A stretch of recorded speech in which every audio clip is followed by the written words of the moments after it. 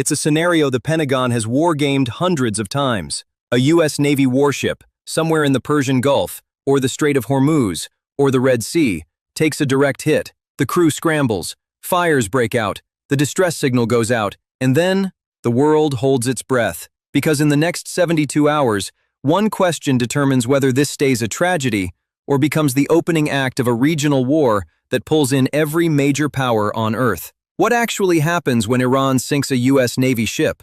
Not the political spin, not the press conferences, the real sequence, militarily, legally, diplomatically, and why the answer is far more dangerous and far more complicated than anyone in Washington wants to admit. Before we talk about what happens next, we need to talk about what's already happened before. Because here's something most people don't realize. The U.S. has already had a warship struck in the Middle East. Sailors died, and the response was almost nothing. May 17, 1987. The USS Stark, a guided missile frigate, was on patrol in the Persian Gulf during the Iran-Iraq War. An Iraqi Mirage F-1 fighter locked onto it, fired 2 Exocet missiles. Both hit. 37 American sailors were killed. The ship nearly sank. The Reagan administration's response? They accepted Iraq's apology. They blamed Iran for the broader conditions of the war, and they kept the fleet in the Gulf. Now, Iraq wasn't Iran, and 1987 wasn't today, but the USS Stark tells us something critical about how the United States actually responds when its warships are hit in the Middle East. The answer isn't automatic war. The answer is, it depends.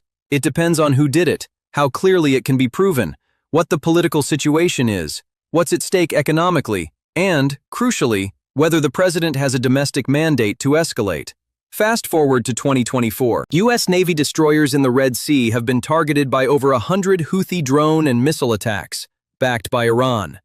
Ships like the USS Carney, the USS Mason, the USS Gravely, all took incoming fire. None were sunk, but they came close. And each time, the U.S. responded with limited strikes, on Houthi launch sites, not on Iran itself. So the question isn't just what would happen if Iran sinks a U.S. ship. The question is, what would it take for the U.S. to respond differently than it already has? Every U.S. warship in the Gulf operates under something called Rules of Engagement, ROE. These are classified operational orders that tell a commander exactly when, how, and with what force they are authorized to respond to a threat. The public doesn't see these documents, but based on congressional testimony, declassified post-action reports, and statements from former commanders, here's what we know about how they work. There are generally 3 levels of response a U.S. Navy commander can authorize without calling Washington. Level 1. Warning and evasion.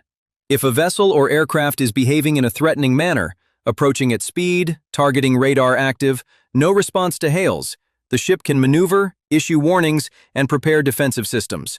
No shots fired. Level 2. Defensive fire. If the threat becomes imminent, an inbound missile, a fast attack boat that won't turn away, the ship's captain is authorized to use force to defend the vessel. This doesn't require presidential authorization. It's inherent self-defense. Level 3. Offensive counterstrike. This is where it gets complicated. If a U.S. ship is struck and survives, the captain may be authorized to strike back at the attacking unit immediately. But striking back at Iran's territory, its naval bases, its missile batteries on shore, that's a political decision. That goes up the chain. Fast. Here's the key thing to understand about modern naval warfare in the Gulf. The gap between a ship being hit and a decision reaching the President of the United States is measured in minutes. The USS Stark had about 30 seconds of warning before the Exocet hit. A modern hypersonic or ballistic missile, like the ones Iran has been developing, gives even less time. And unlike the Stark in 1987, today's ships are equipped with active close-in weapon systems, electronic countermeasures, and networked air defenses. The chance of surviving an attack is higher, but surviving and winning are 2 different things. Let's walk through this in real time. Assume Iran, or an Iranian proxy, successfully strikes a U.S. Navy destroyer in the Strait of Hormuz. The ship is damaged. There are casualties. It's still afloat, but combat ineffective. The strike happens. Onboard damage control teams activate. The ship's captain sends a flash message, the highest priority military communication, up the chain to NAVCENT, the U.S. Naval Forces Central Command, headquartered in Bahrain. Within 5 minutes, NAVCENT commander is on the line with CENTCOM, U.S. Central Command in Tampa. Simultaneously, the National Military Command Center in the Pentagon is notified. The watch officer wakes up the chairman of the Joint Chiefs. By 15 minutes, the Secretary of Defense is being briefed. The CIA and DIA are pulling every signal they have to confirm the source of the attack. Was this the Iranian Revolutionary Guard Corps Navy? A Houthi-launched anti-ship missile? A misidentified commercial vessel? Attribution, in those first minutes, is everything. The president is briefed. The Situation Room convenes. Options are on the table. But here's where it gets interesting, because the options aren't binary. It's not do nothing or go to war. There are at least 6 distinct response options the U.S. military keeps pre-planned for exactly this scenario. Based on declassified planning documents, war game simulations from think tanks like RAND and the Center for Strategic and Budgetary Assessments, and the public statements of former senior commanders, here are the 6 response options likely on the table within the first hour. Option 1. Diplomatic protest with military repositioning. The U.S. makes a formal accusation at the UN Security Council. Carrier groups reposition, visibly, deliberately, closer to Iranian waters. This is a signal, not a strike. It buys time for attribution and gives Iran an off-ramp to deny involvement. Option 2. Targeted strike on the attacking unit. If the Iranian vessel or missile battery that fired can be identified with certainty, the U.S. strikes it specifically. Limited. Surgical. The message: we know who you are, and we responded proportionally. Option 3. Strikes on IRGCN naval infrastructure. A broader strike targeting Iran's fast attack boat pens, its naval command centers, its anti-ship missile batteries on the islands of Abu Musa and Greater Tumb. This is a significant escalation. It hits Iran's capacity to threaten shipping, not just the unit that fired. Option 4.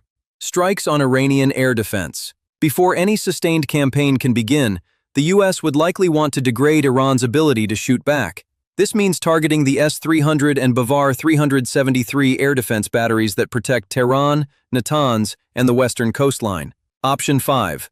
Cyber attack and financial strangulation. The U.S. activates dormant cyber capabilities, the kind believed to have been pre-positioned inside Iran's power grid and communications infrastructure. Simultaneously, secondary sanctions are triggered to strangle Iranian oil exports.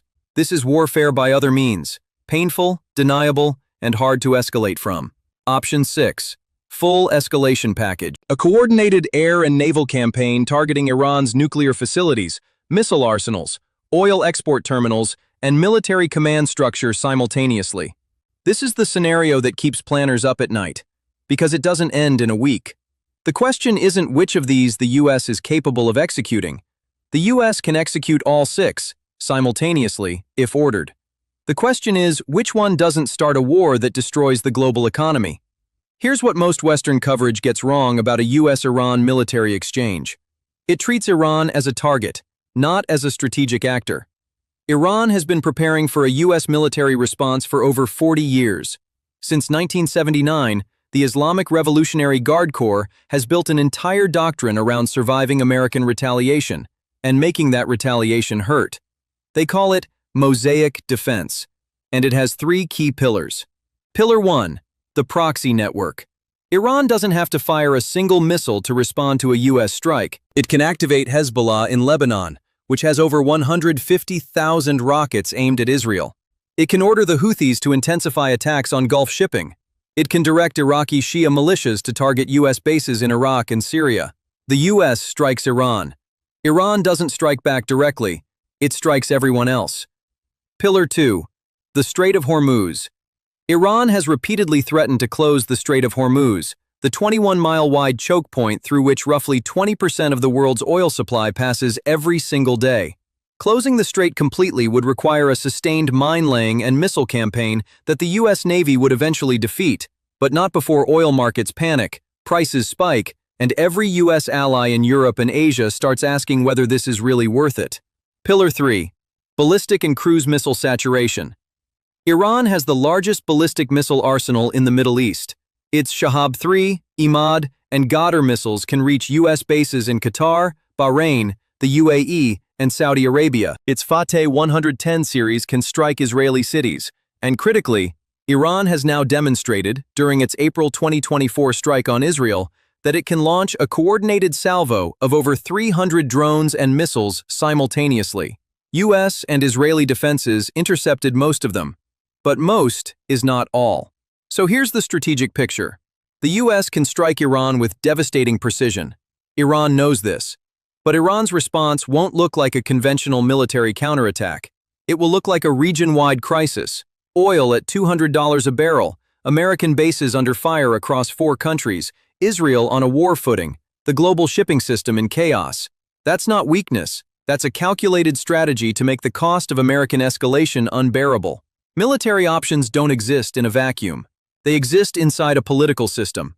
And the political system will shape what the US actually does more than any military calculus. Here's the domestic landscape the president would be navigating in the hours after a US ship is hit. Congress will demand answers and split instantly along familiar lines. Some will call for immediate, overwhelming retaliation. Others will invoke the War Powers Act and demand congressional authorization before any offensive strikes. The legal argument will start within hours of the attack. The markets will panic immediately. Brent crude will spike. Shipping insurance for Gulf routes will become prohibitively expensive. The Dow will drop. Every phone in the Situation Room will be ringing with calls from Saudi Arabia, UAE, Qatar, all home to US bases, all suddenly in the blast radius of an Iranian response, all asking the same question: are you going to finish this? Because here's what America's Gulf allies have always feared more than Iranian aggression: American half measures. A strike that hurts Iran enough to enrage it, but not enough to stop it. And then there's the China factor. China is Iran's largest oil customer. It has invested billions in Iranian infrastructure through its Belt and Road Initiative.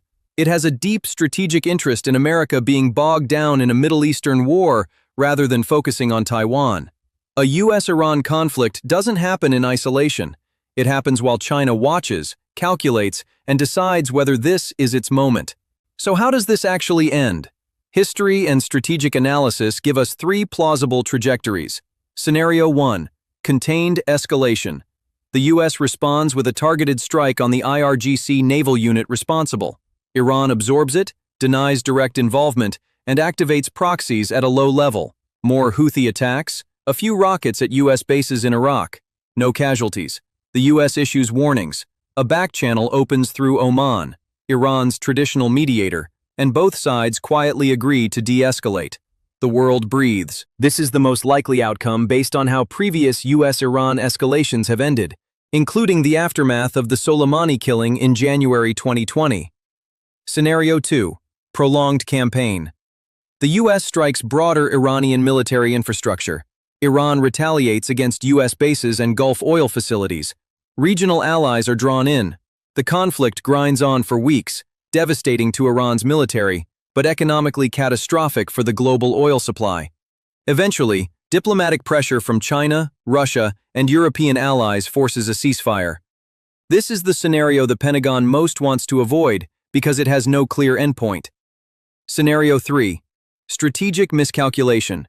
Iran or the US misreads a signal. A second strike hits a target that kills a senior Iranian official, or a US hospital ship, and domestic political pressure makes de-escalation impossible. Iran activates Hezbollah. Israel enters the war. The conflict expands beyond anyone's ability to contain it. This is the low-probability, civilization-altering scenario, the one that makes every general in Tampa sleep badly. Here's what I want you to take away from this. The question, what happens if Iran sinks a US Navy ship, sounds like it has a simple answer: retaliation, war, justice. But the reality is a decision tree of extraordinary complexity, playing out across military commands, political offices, stock exchanges, and allied capitals, in real time, under pressure, with incomplete information. The USS Stark burned in 1987. 37 sailors died, and the world moved on. The USS Cole was bombed in Yemen in 2000. 17 sailors died. The Clinton administration launched no military response. The next incident may be different. The region is more unstable. The weapons are more precise. The proxies are more capable. And the margin for error, that thin space between a contained incident and a catastrophic miscalculation, has never been smaller. If you want to understand the Middle East right now, not the headlines, but the actual strategic mechanics underneath them. Subscribe to War Montages. We don't do hot takes, we do the full picture. And right now, the full picture matters more than ever.